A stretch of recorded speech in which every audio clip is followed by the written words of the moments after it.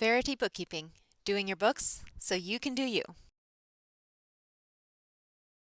Good morning and welcome to Verity Bookkeeping. Today we are going to talk about how to record a sales summary. You'd use this if you have a point of sale system that does not integrate with QuickBooks.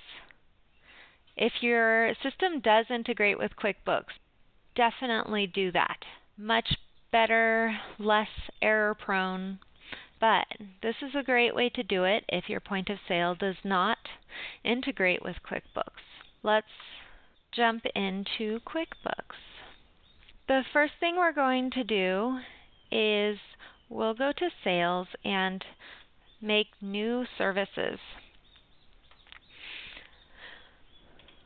We'll just need to align with whatever items are on your Z-tape. We'll start with non-taxable sales items. And we just want the description to match your Z-tape. Leave the sales price blank, but under the income account, probably sales of product income. Since we're doing the non-taxable sales, let's just check non-taxable. Done. And we'll go here, save and new. And now we'll do taxable. Once again, sales of product income. And this time, we want it taxable. Save and new. And let's say the next item on your Z-tape is cash. Put it in undeposited funds and put this back to non-taxable. Save and new. Checks. Now the services for checks, Visa, and MasterCard will be just like cash. I'm going to set up two more because these are special. And the first one is gift card purchases. And the reason this is special is that gift cards create a liability. They've paid you money, but you have not earned it yet. So we'll create a new account called gift card liability. Add it. Other current liability, deferred revenue. Save and close. Save and new.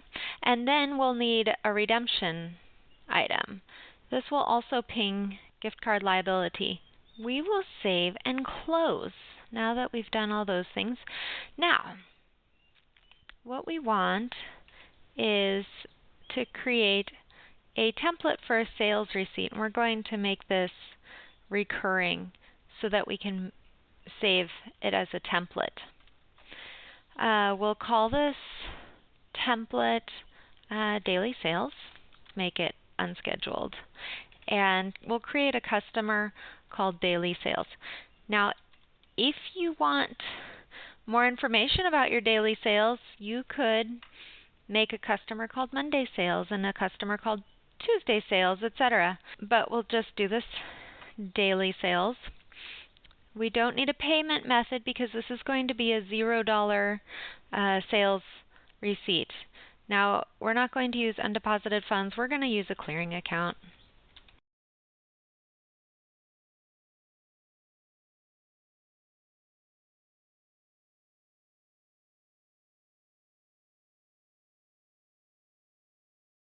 Okay, so the only thing that should be taxed is the taxable sales. So, at this point, we could start entering items, $1,800 in non-taxable items and $3,500 in taxable items. Now, all these payment methods will balance out these. So we'll make cash -1, $500 cash, And this will again be minus 1. We'll do 250. This is also minus 1. Visa's probably 3,000. We'll say 1,500. So gift card purchases will be positive because it's going to credit that liability. Let's say we sold $100 in gift cards. Gift card redemption is negative, and it will then debit that liability account. And if we've entered all these amounts correctly, this amount should be 0.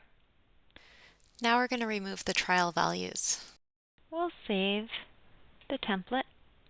Okay, so now that you've made your template, go ahead to the gear icon under Lists. You see Recurring Transactions, and there's our sales receipt. We'll click Use. And so we'll enter some amounts here.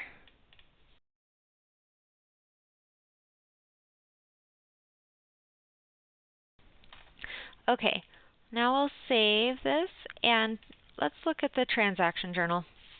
Okay, so this is why we put a description, even though it matches the item.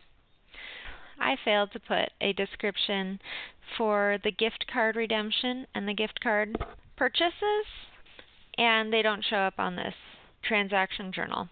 But we recorded gift card sales of $100 and gift card redemption of $150. So we can see that that liability account was credited. That means liabilities go up on the credit side. So our liability increased by 100, but it actually decreased by 150. So that we know that's doing the right thing. Undeposited funds increased by all of these amounts in total. And our sales income increased. Revenue increases on the credit side. And the clearing account did nothing. Now, once we have quite a few of these, we can find all of them in the clearing account. If we went to our chart of accounts, then we can find this clearing account, and it's always going to be 0, but we can view the register.